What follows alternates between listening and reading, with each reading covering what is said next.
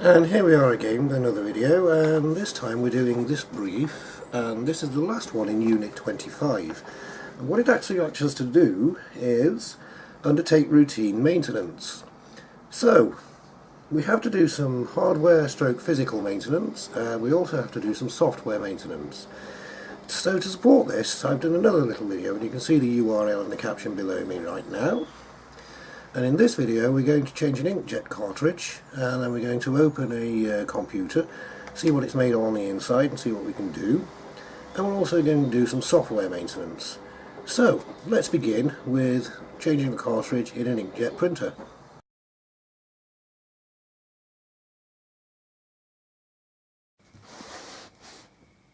And so what we've got here is a HP NV4524. It's a small printer, it's an inkjet type, and it's used for home, small offices. It's not a printer you can use if you've got a lot of printing to do, but if you're only printing 10 or 20 sheets a day, it's ideal because it's a cheap capital outlay and it's fairly cheap to run. And the problem with this one is that it's telling me that it's out of ink, and if we zoom in on the control panel a little,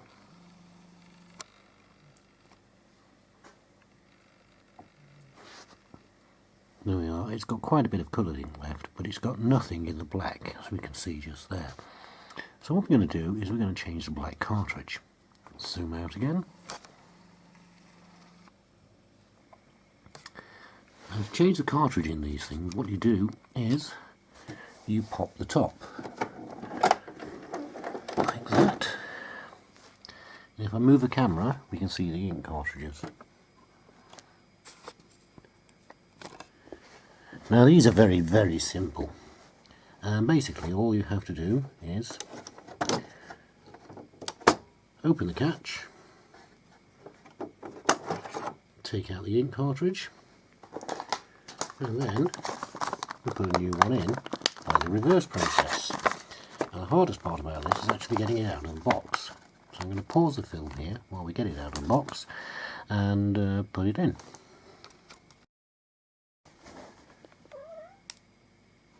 Once they're out of the box, give it a protective bag like this. So we open the protective bag.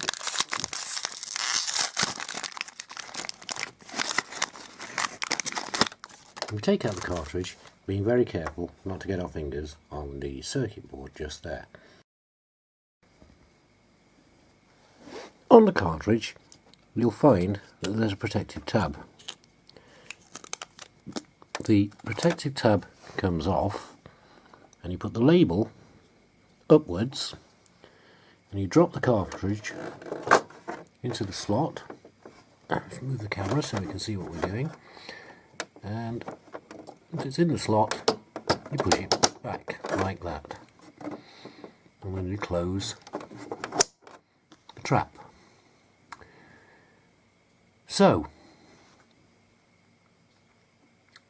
once you've done that,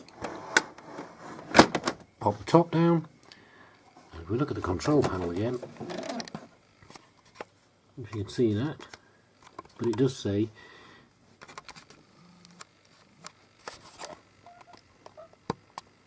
genuine HP ink cartridge installed. So now we press the OK button, load plain white paper in tray, then touch OK to start alignment. Well, we've loaded the plain white paper.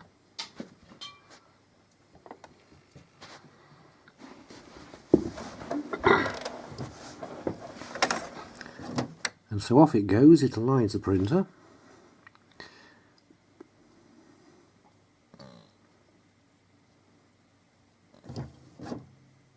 There we go, you can hear it working.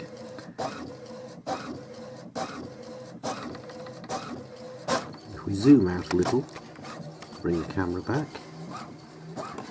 hopefully what we should see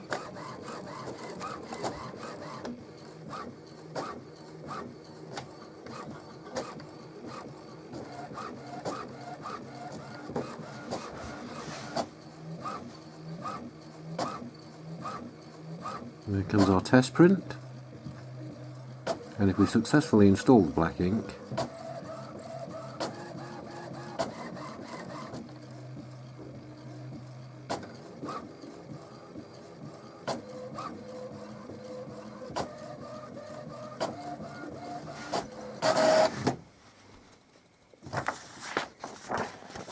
Okay, now there's our test print, and we can see the cyan and magenta and black are okay. And we have dashes of red in there somewhere. We need to scan this page to make sure that the alignment is correct. So,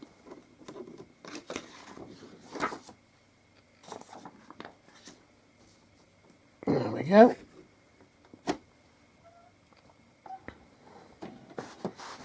It'll scan the alignment page. We'll zoom in on the control panel, we might be able to see that.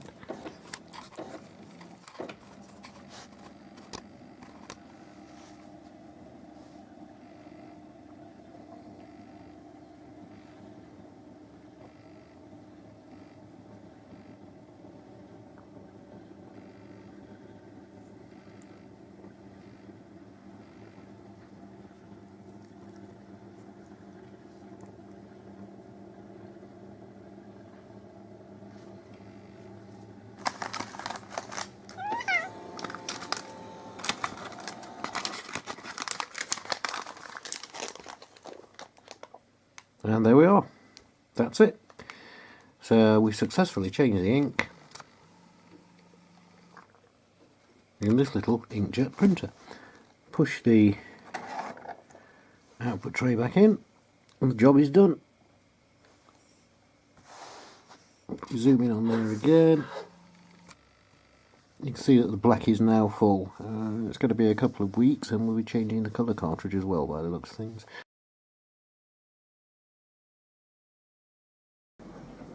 Before we do anything more, what we're going to do is we're going to run a Kaspersky scan.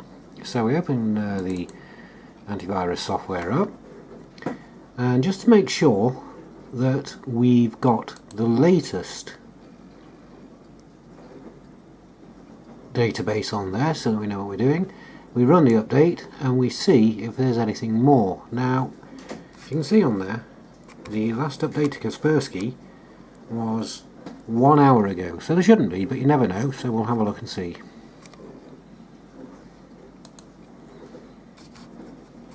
And there are some. It's downloading files.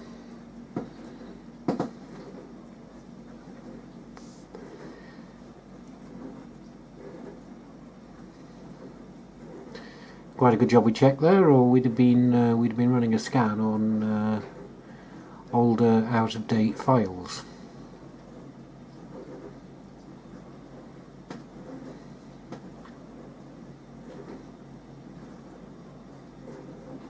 So there we can see that the databases and application modules are updated, and what we can do now is we can go back and we can do a scan, and we'll run the scan. Now this takes a while, so what we'll do is we'll let it go through what it's got to do, and we'll come back once the scan is complete and see what it's found.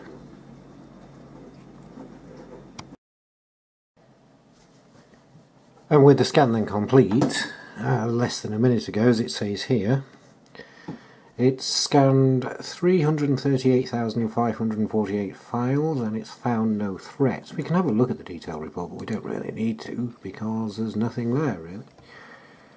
So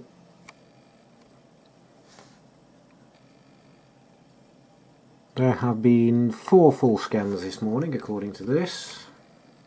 Sorry, this morning and this evening according to this, and no threats were detected.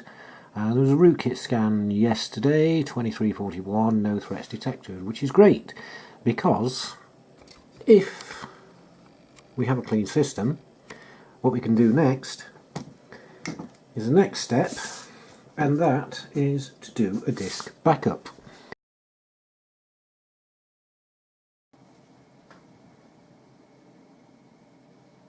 Now the reason we've just done a Kaspersky scan and had a look at the security is to see if we had a clean system, because what we're going to do next is we're going to back it up. Backing up a system whenever you're going to make any changes or do any tinkering about is always a very good idea, as if you do happen to manage to ruin something while you're doing it, you've always got a restore point to refer back to repair the damage you've done. So, in here then, And I'm going to type in backup, and then we are at the top there. It gives me a backup and restore option, and there's a screen. So now, as you can see, I back up to the second hard drive in this machine. The second hard drive is drive Z, and if you look there, you can see that it does it automatically every Sunday at 7 o'clock. And today is Sunday, and it's 9:15. But we'll do it anyway, because we're doing a demonstration. So we hit the button that says backup now.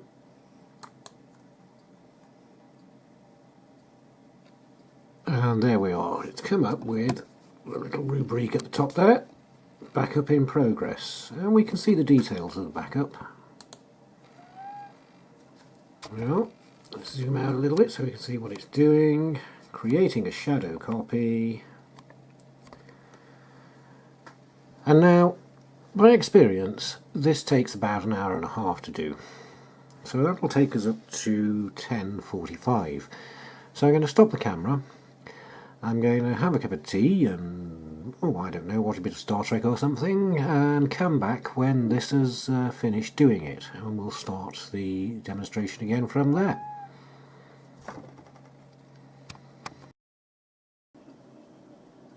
Well, this machine did make me look a bit of a liar, as far from the 90 minutes I predicted. This was done inside 20, and if we zoom in on it, you can see the Windows backup completed successfully.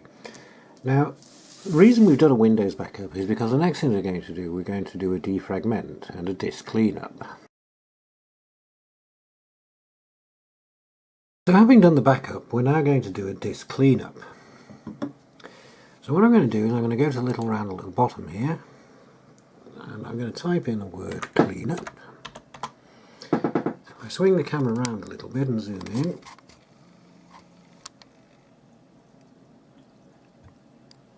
you should see right at the top there the disk cleanup. Back we go. It asks me to select the drive I want to clean up. It's gone to drive C automatically. That's the primary hard drive. Now, I do have 3 hard drives on here. There's drive C, which is the primary hard drive, and there is drive Y and Z. These are actually 2 hard drives, but it's one physical drive partitioned into 2 parts.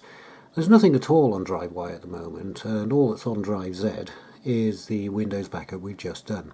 So, drive C it is. We don't need to bother with the other 2, and so we click OK.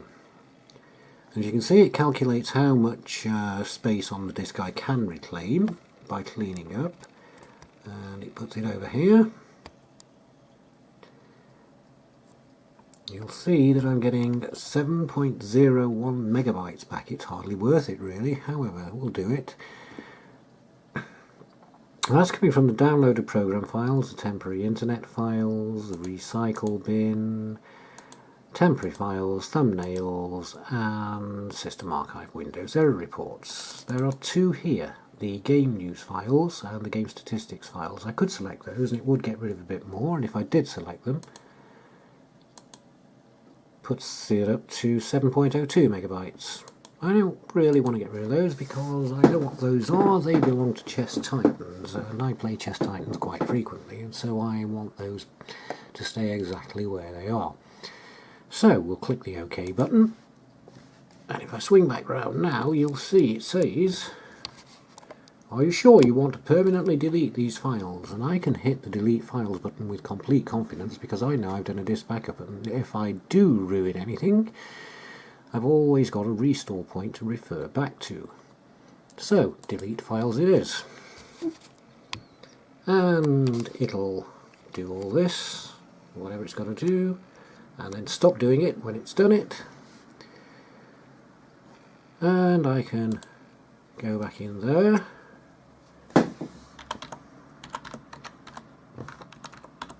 And go for a defragment. Now, I set up to defragment my disk regularly. It does it on Wednesday morning at 1 o'clock. So I don't expect to have to do anything in here, but we'll have a look and see. And there they are. Let's zoom out a little bit. So, it probably won't let me do anything actually because it's 0% fragmented.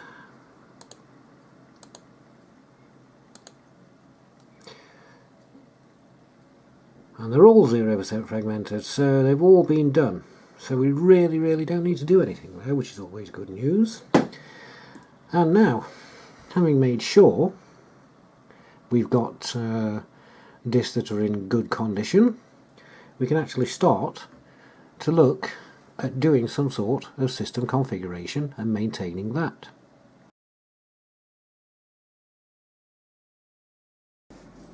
So moving on then, we can actually start to configure some things now, and the first thing we're going to look at is the system configuration. And if we move the camera in a little bit, we'll be able to see it.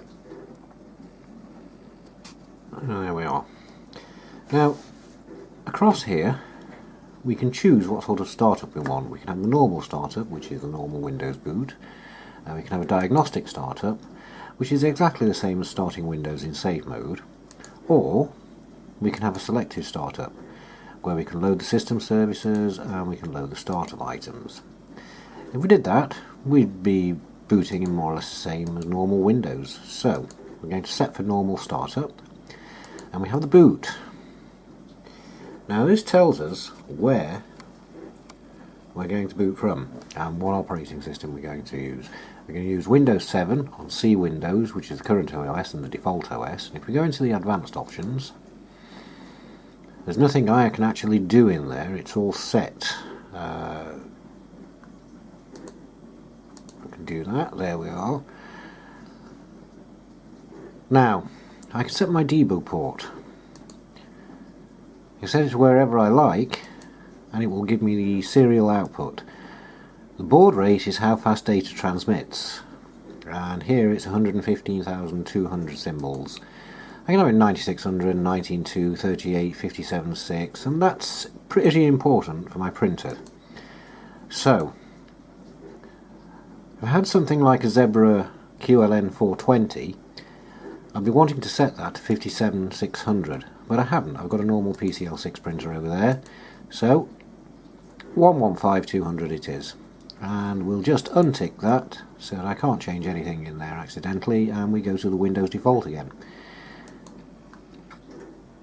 In my services, I can see what's running, and if I find anything in here that I don't know what it is, I can stop it. Now, of all these, there is nothing in there to trouble me. We'll just have a quick look. There's a fax service there that we don't really need, and so we can untick it.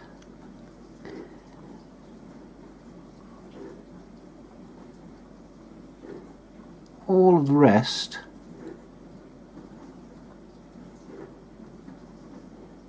we do really need, and so we'll leave them ticked. I'm going to apply that and clicking the apply button. Okay. In startup, I can start automatically when Windows starts anything I like. So here you can see that I've got the AI Charger, Realtek HD, Catalyst, Adobe Reader, HP Digital Imager, and the Netgear Genie application. And what these do, the AI Charger application is important for the motherboard, it keeps it running. The Realtek HD Audio Manager is what puts my audio output out, obviously. The Catalyst Control Center is for my displays. There's a Radeon integrated graphics system on the motherboard, and the Catalyst Center controls it. Adobe Reader, of course, is for PDFs. HP Digital Imaging is for the printer scanner multi-thing I've got wirelessly attached to this machine. And Netgear Genie application is the wireless adapter I have attached into a USB port in this machine, which lets me go on the internet and connect to all of my wireless devices around the house. So I'm not going to untick any of those. And I also have tools. Now, tools is the most important part of this. In here I can do quite a lot of things, and one of the things I'm going to do is I'm going to go down here and I'm going to find the programs. I know they're somewhere in here.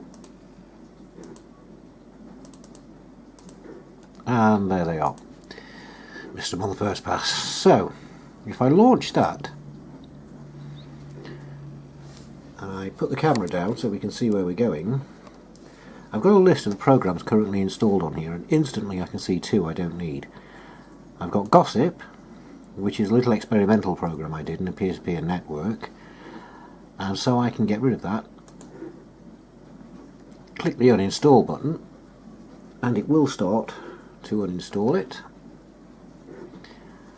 And if you see the dialog box there, it's given me the choice of restore the application to its previous state and remove the application from this computer. However, there is no previous state for this, so that's greyed out, and the only thing I've got to do is remove the application from this computer. So here we go, OK.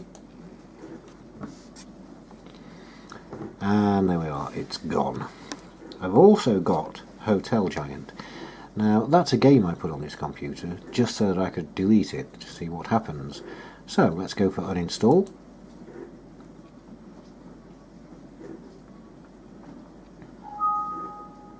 And as it says there, this will remove Hotel Giant from your computer. Do you wish to proceed? Yes, I do.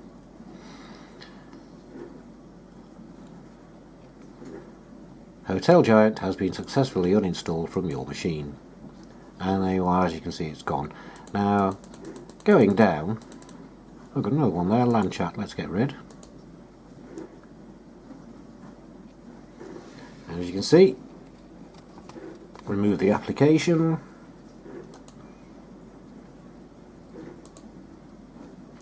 And there we are, it's gone. And going down, everything on there. I don't want to remove anything that says Microsoft on it. And there's Firefox, Latin, Mozilla. And this is a Microsoft application. That runs my wireless dongle. And I've got the Oracle VM VirtualBox.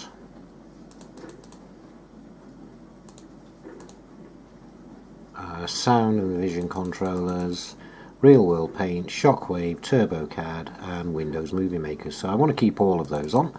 So really I'm done there. I can also, in this part, view the installed updates and turn Windows features on or off. So if I click on that,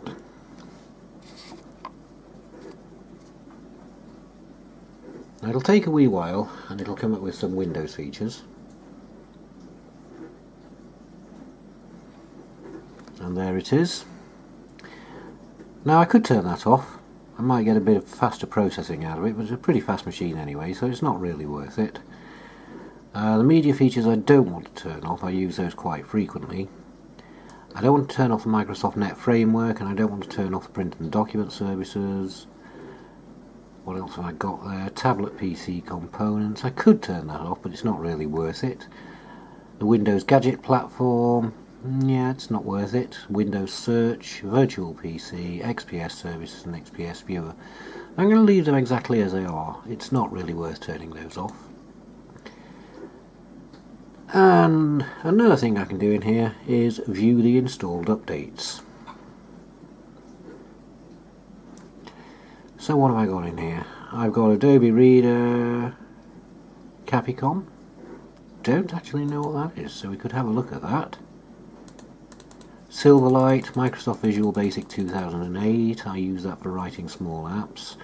Microsoft Windows, these are all security updates for Microsoft Windows. Now I could uninstall some of these if I wish to, but there's no real need to, and I might break something if I do, so I'm going to leave them where they are. Now, Capcom. Don't actually know what that is, and if you don't actually know what something is, you've got a best friend in Mr. Google. And here we go.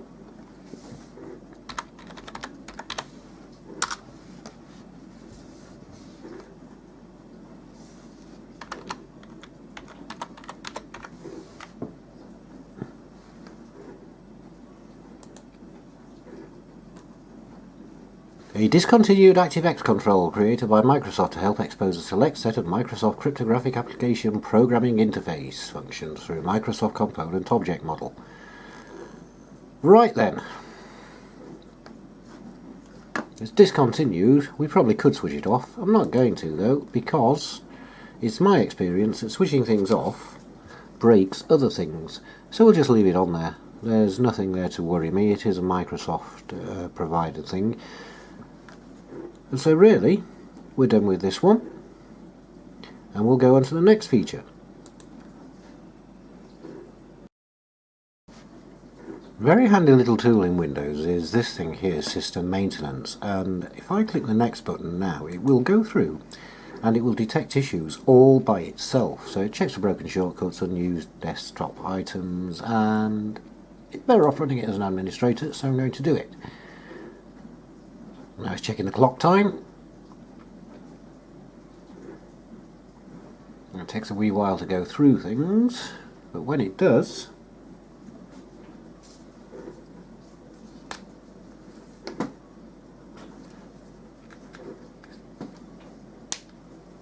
I'll zoom in on that so you can actually see what we're looking at.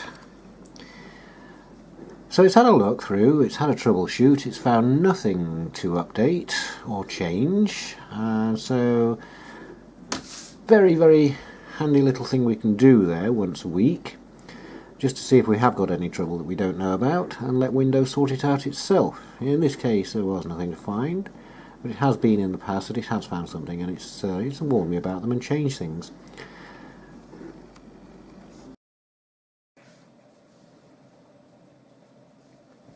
And so to continue our little odyssey into maintenance here, and what we're going to do is we're going to have a look at the task scheduler and see what it's doing. Now, if we go into the task scheduler library, we can see some of the tasks that should be running on here.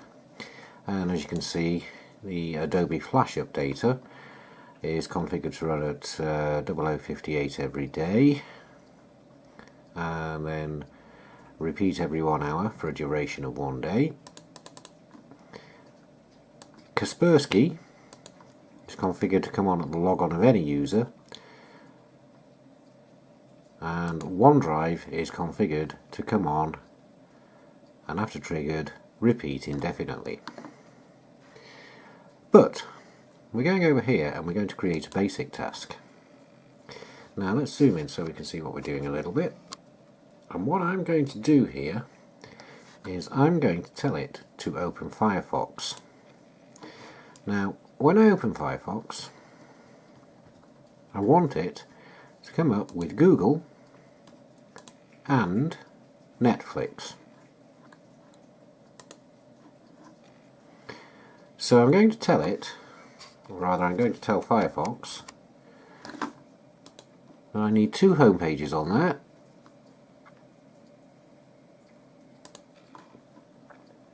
And there we are, we've got 2 home pages, google.co.uk and Netflix.com browse. So let's see what happens when we do this, and then reopen it.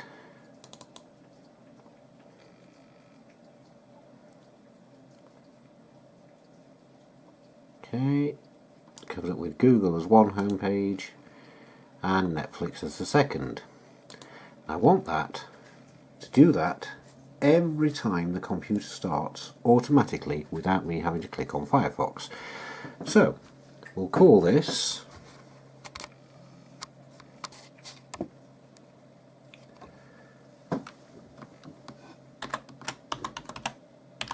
Firefox, and we'll give it a description of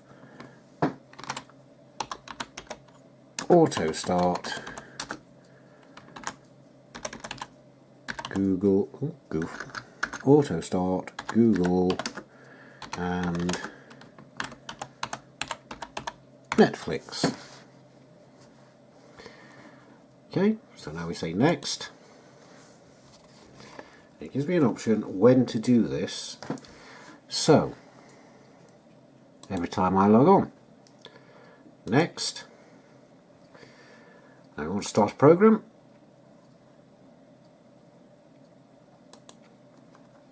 The program we want is Firefox. we find the application file, or the exe file, for Firefox itself, which is there, and we open that, it'll bring that into there. Next. Then it gives me a little synopsis of what I've done.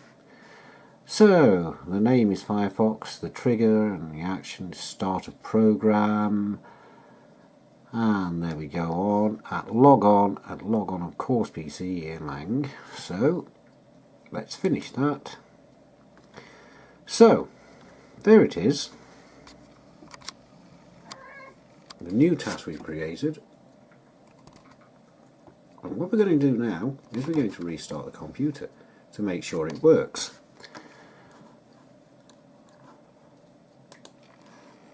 So here we go, restart, and on restart what we should see is Firefox automatically starting as soon as I log on.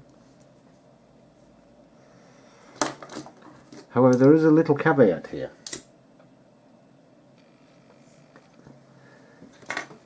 This copy of Windows has not been activated properly, so it will look for a product key that isn't there.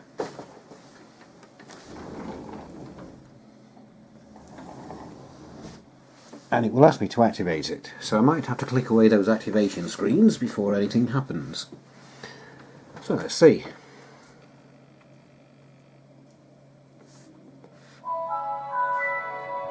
Let me log in.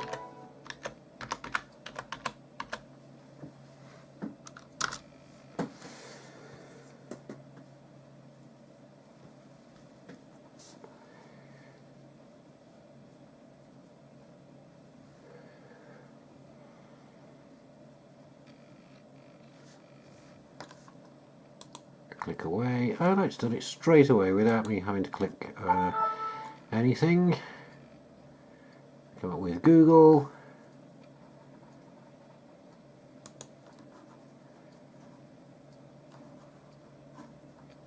and it's come up with Netflix. So there we are, our little task is working. Now we can do all sorts with that. We can start programs, we can send emails, we can tell it to update, we can do quite a lot of things on there. And if I wanted to, I could, every time I log on, send an email to everybody I know to say, hey, I'm logged onto my computer, contact me on Skype. I'm not going to do that because that would be an absolute nightmare, but it is a definite possibility.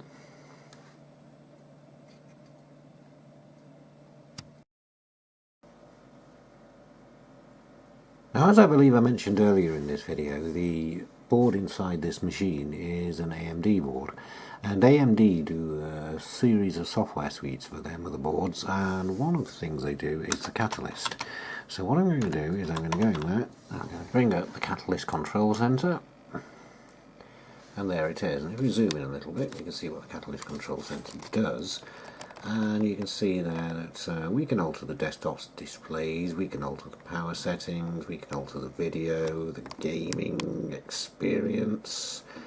And if I go down a little bit, oops, if I go down a little bit, you'll see that there's the information at the bottom. And that's quite important because it has the software update in there. Before we do that, let's just have a look at the clock controls. So, in here, we can alter the CPU power if we so desire. And we do it like this, and we can speed up and slow down the CPU. I really want to do that. I want to leave the CPU as it is, the maximum of 100%, because the machine works fine like that. But we can also alter the power plan. I'm not going to alter the power plan because the balance one is just fine. I'm coming back out of that, and here we can alter the power plan here to disable our wireless network by turning off Wi-Fi. Don't want to do that either. Here's the power profiles. You can see I've set my display to never turn off and the computer to never go to sleep. It's a bit of a bad habit really. I ought to set the display to turn off after a couple of hours of inactivity. So I'll apply that. Oops, back to power profiles, turn off the display for the computer sleep, that's fine. And the only other thing in there is the CPU power, which we've already looked at. We set it to 100%, so that's fine, we'll leave that. Video we don't really want to look at. And now we're going for the software update. Now,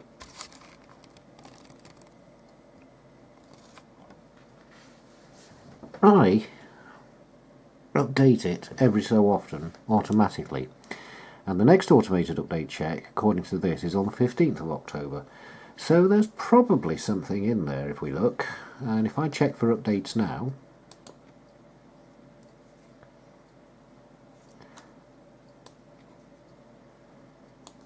yeah, there is something in there. So what we'll do now is we'll download.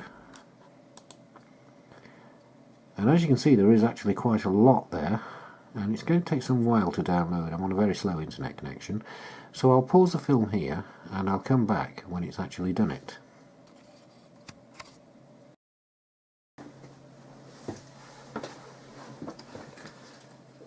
And as we come back then, we can see that the download has finished and the update has begun to run, and of course the user account control has now come on and asked me if I want to allow the following program to make changes to this computer. And we can see that it's come from Advanced Micro Devices, just as we would expect, so yes, we can trust that. So we click on yes.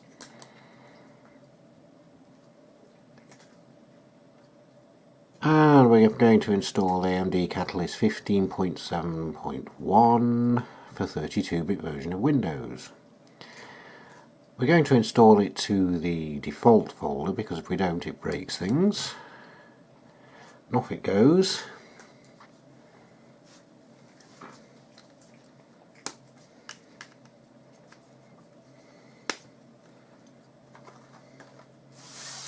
In a moment it will have finished what it's got to do.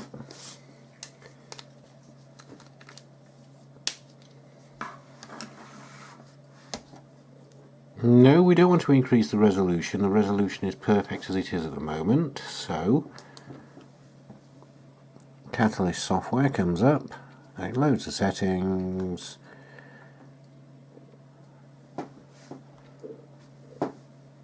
Then we do next. And we want the Express. We accept the license agreement. And there we are, off it goes.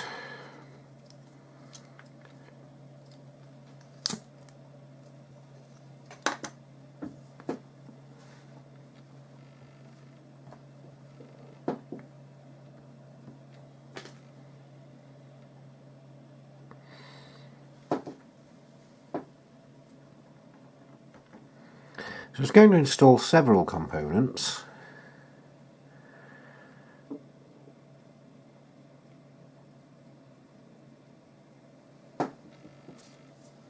And here comes the AMD display driver.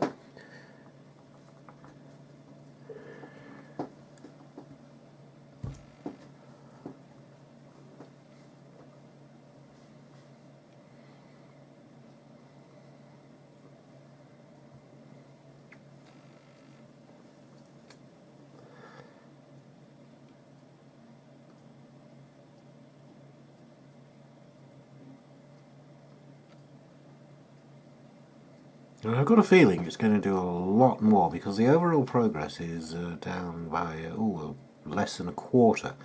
So what we're going to do is we're going to pause the film here and come back when it's finished doing what it's got to do.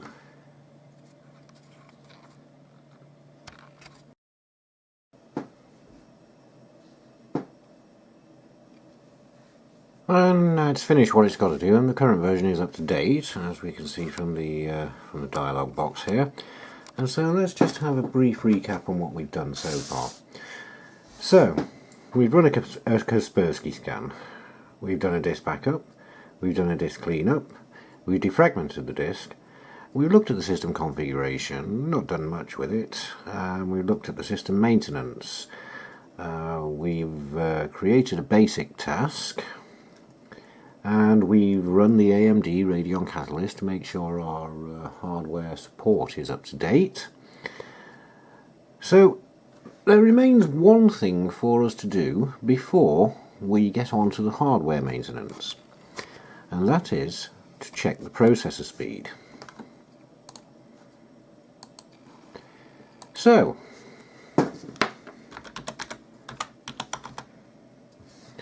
we're going in here and we're going to check the processor speed.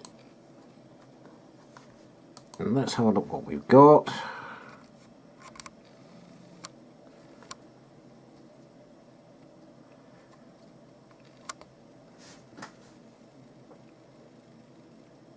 There we are, we've got an AMD A4 6300 APU with Radeon HD graphics running at 3.7 gig. So, having done that, we're going to take the computer, and we're going to open it up, we're going to have a look at what it's made of inside, and we're going to clean it out and see if there's any bits that want replacing.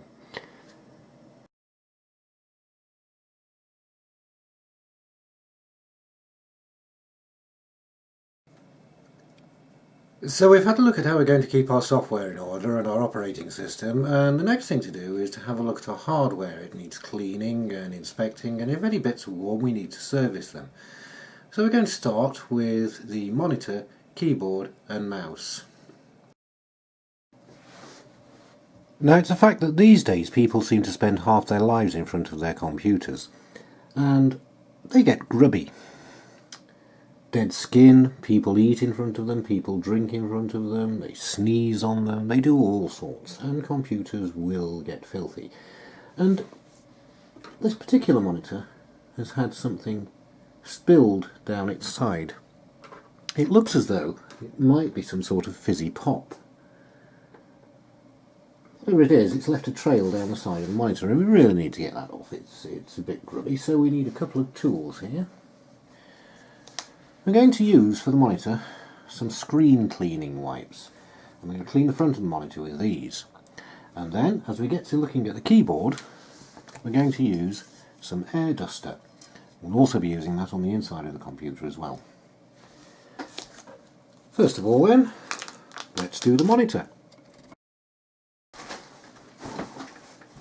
So we're coming round to the front of the monitor. It's basically give it a good wipe over. We don't press too hard on the LCD panel. If we do that, we will destroy it. And we just get rid of all the dirt and the grime. And this one is really, really very filthy.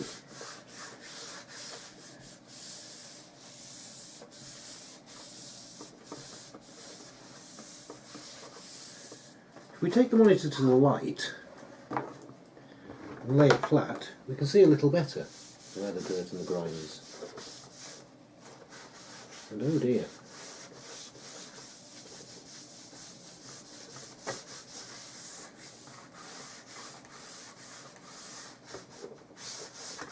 This one is going to need some intensive care. It's very filthy indeed. So I'll clean it off and we'll come back.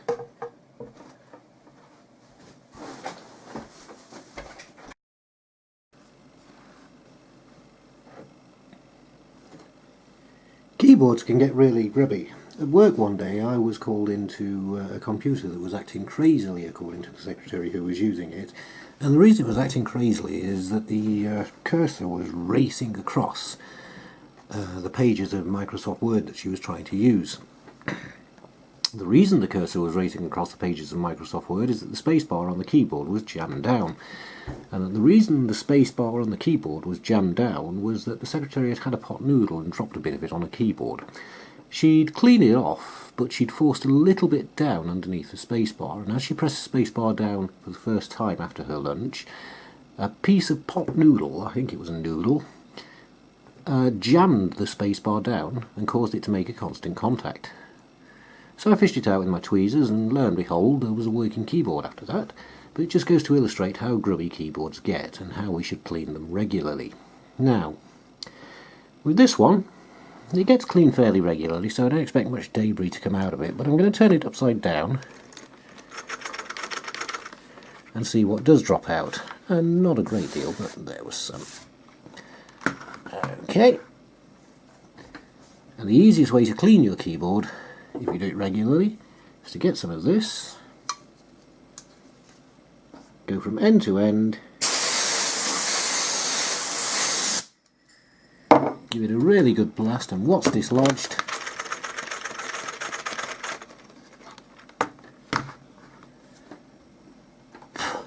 should come out.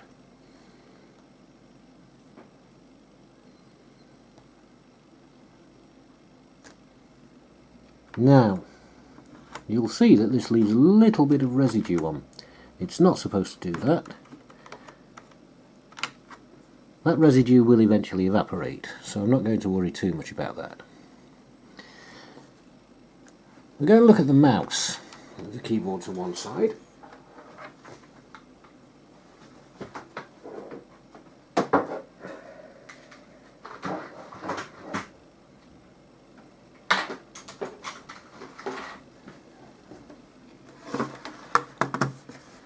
Mice tend to get grubby on top, but even more grubby on the bottom, especially when people aren't using mouse mats. And as you can see, this one's got a little bit of a collection of dirt here.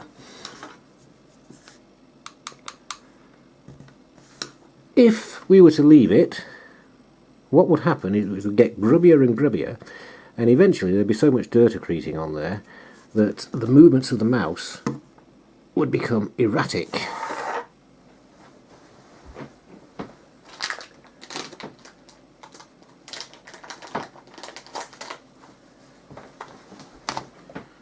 More wipes, and just clean off the bottom of the mouse, getting rid of any accreted lumps of dirt.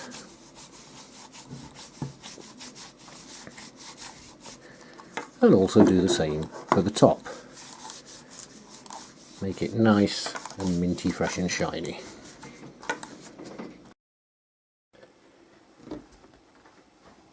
Now, scant good is it to have nice clean peripherals if the inside of your computer is as grubby as all get out. So what we've got here is we've got the Chieftain, the big tower computer, and being a tower it sits on the floor.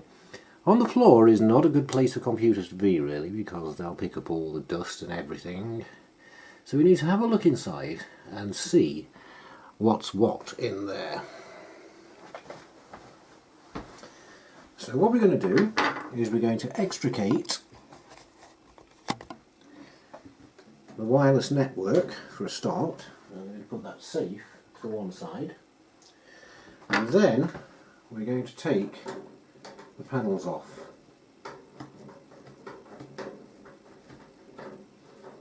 We're going to take the panels off on both sides.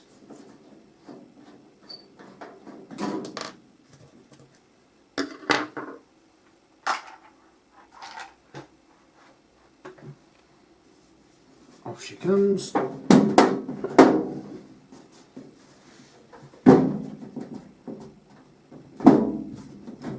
she doesn't. Why? There she goes. Panel seems to be a bit stuck there, that's not a good sign.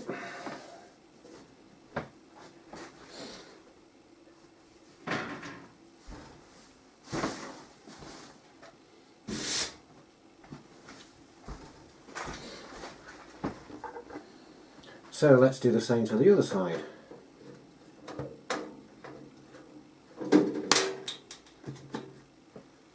Need to be all fingers and thumbs tonight. There we are. Panel off.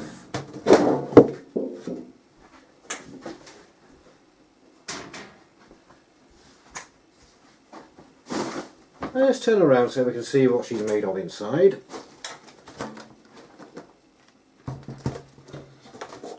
And the immediate thing that springs to mind is a very scruffy wiring loom.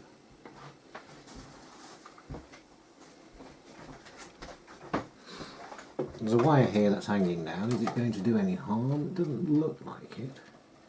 But what we could do later on is to tie that up. What we're really interested in at the moment is the fan.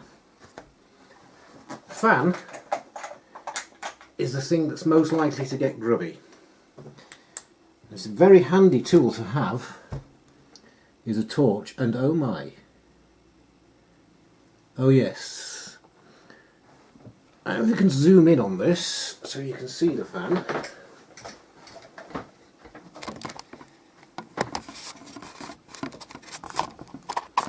Let's waggle the camera about a bit. There's the fan, and if I do this, you can probably see that there is a great deal of dust and debris on that fan.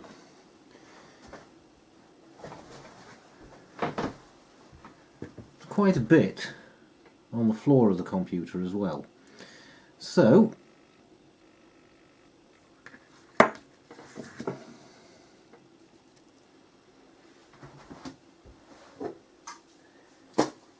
what we need is some spray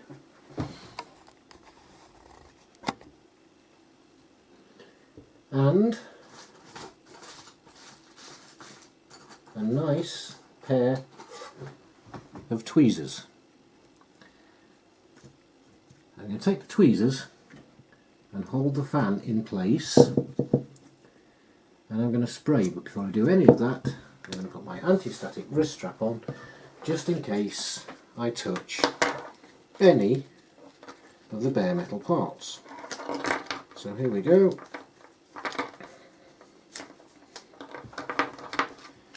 My anti-static wrist strap. Hook it onto the chassis, and now put my tweezers on.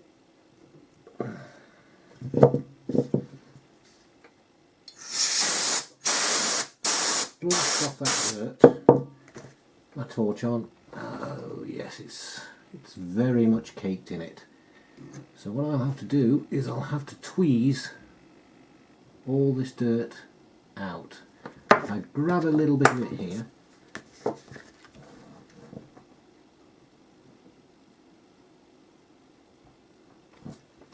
I don't know if you can see it very well, but what I have there is impacted dust.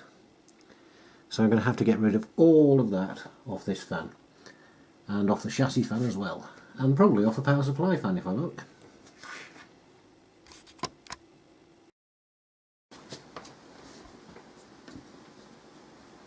So at this point what I've actually done here is I've taken the chassis fan out because it's grubby. It really, really is very filthy indeed. I'm going to give it a blast.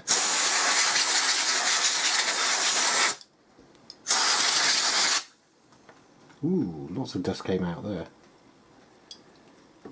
And having got that all off, there's a little bit left in the middle there. I'm now going to tweeze out.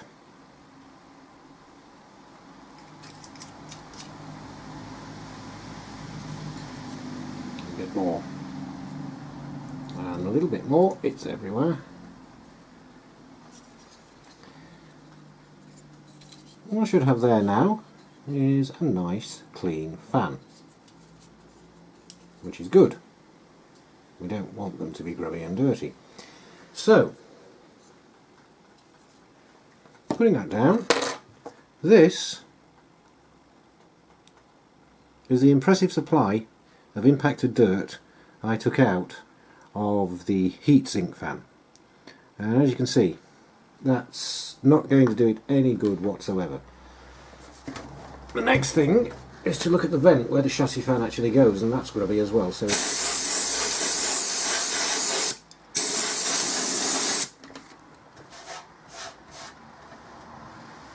bit more impacted dirt.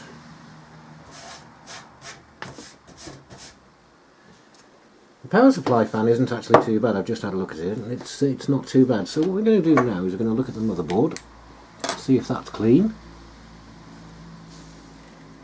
Remarkably, there's hardly any dust whatsoever there. It's very clean indeed. Seen a lot worse than that. It's a quick little blow, short jabs.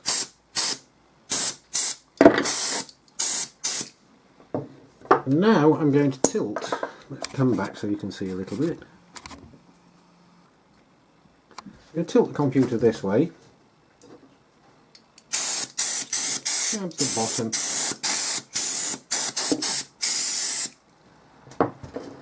So the dust blows out this way and doesn't go back in. And what we have there is a nice, clean computer inside. So now we pop the chassis fan out to clean it, we've got to put the thing back in again, and this is a much fiddlier job than it looks because there are a number of holes on the chassis fan. There, there, there and there. A number of holes on the chassis, there, there, there and there. To make matters worse, there are two sides of the chassis fan and the chassis has been designed to cope with both of them. The label on the fan is supposed to point outwards. So, we've got that down pat, but now we need to line the holes up with where I think they're supposed to go. So there's the first one in the top right hand corner. So if I put a screw into that, and just lightly screw in so that it's holding the fan on. And now on another one in the bottom left hand corner, if the two align, which they are doing. So, like that, just lightly put the screw in. Good. Now, the other two should be aligning automatically now, and it looks as though they are.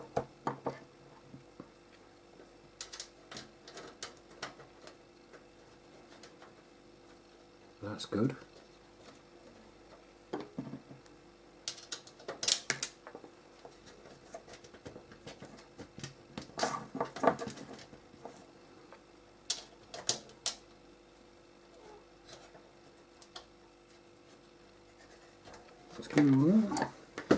And now I need to go round, get the right screwdriver and go round and tighten them up.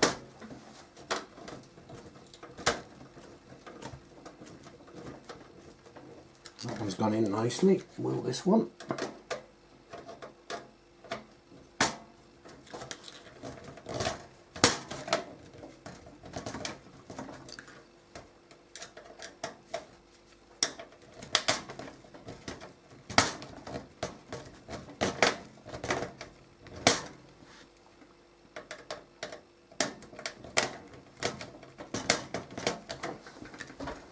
Good, that's on there. Now this one.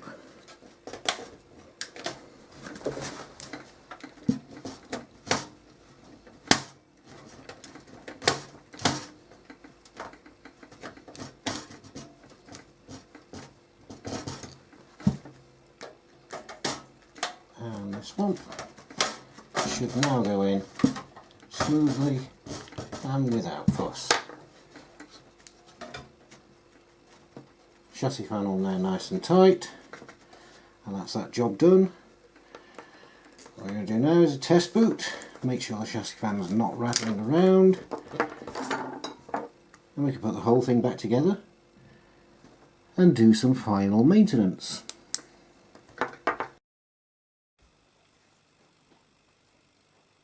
So running the machine with the side off, we can see the chassis fan there, and if I turn the machine on,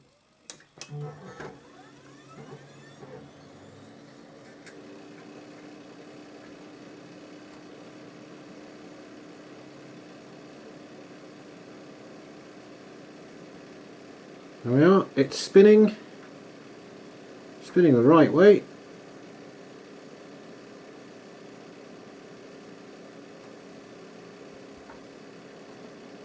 And there's no visible vibration. So that's a good job.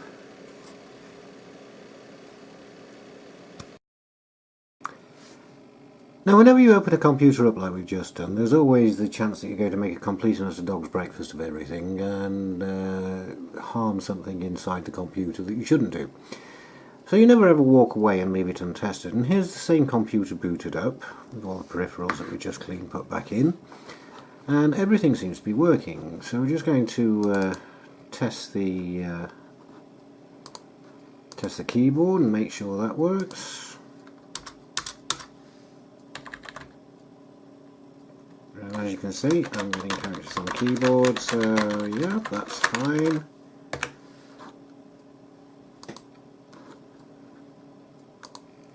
And while we're here, we're going to look at tidying our trees up.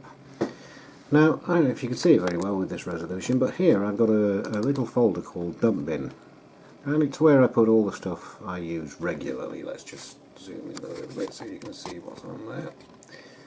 So I've got the BTEC ICT stuff, some drawings, a folder for electronics, a folder for OpenBox, which is a little app I've got, a folder for SmartSim,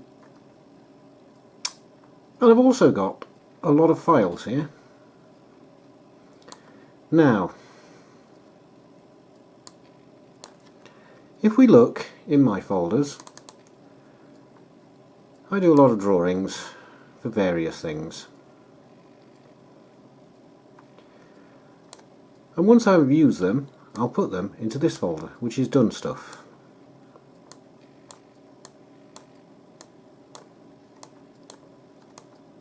And if I wanted to, I could select that one and that one right the way down, and then bung them all into that folder just like that. So the first folder is now empty, apart from that. Now this is tidying up my files. It's another way to do maintenance, because what will happen eventually is that when I'm sure I've completely and utterly done with these,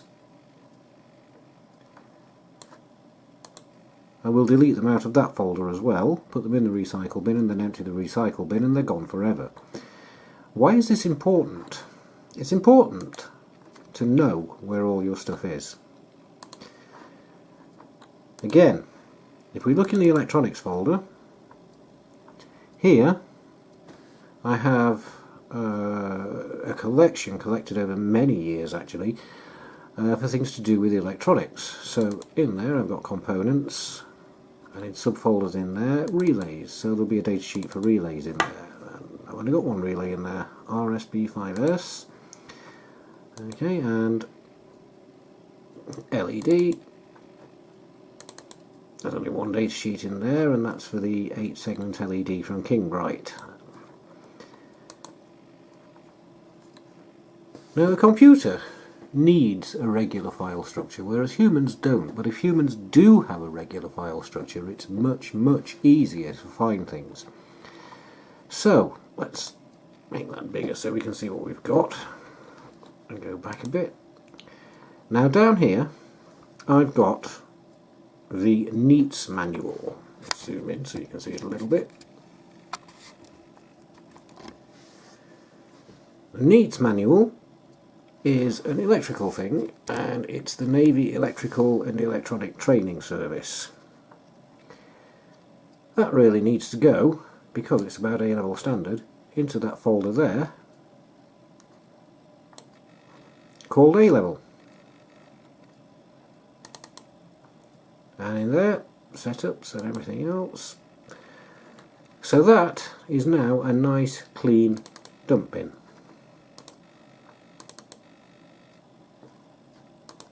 Nothing in there now that I don't know where it is. And basically my desktop is all nice and tidy.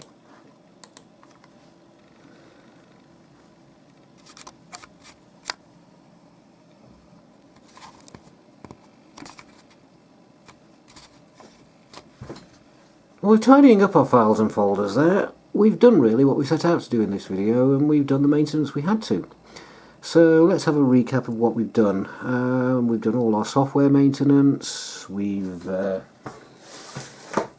Kaspersky, we've done a disk backup, we've done a disk cleanup, we've defragmented, we've looked at the configuration, we've looked at maintenance, we've created a couple of services, we've updated the Radeon Catalyst, we've checked the processor speed, and we've cleaned the mouse and keyboard, we've checked the monitor cables and we've cleaned them, we've taken the computer apart, checked all the fans and cleaned it, checked the motherboard, there wasn't really anything to clean on there, it was nice and clean already. So, all we're going to do now is run the task manager and look at the performance.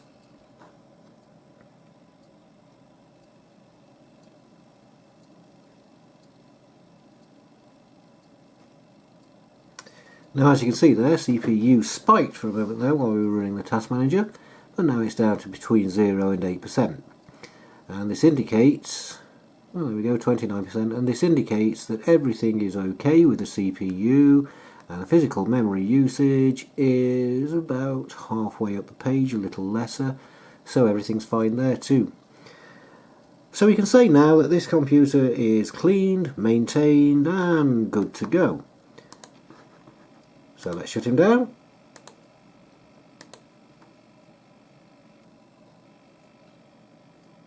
And having shut him down, in a moment we'll boot him up and see how fast it is. Make sure everything's tickety-boo.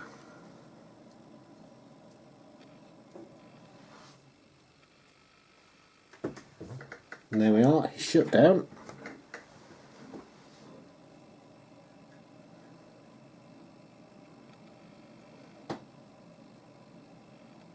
Coming up again.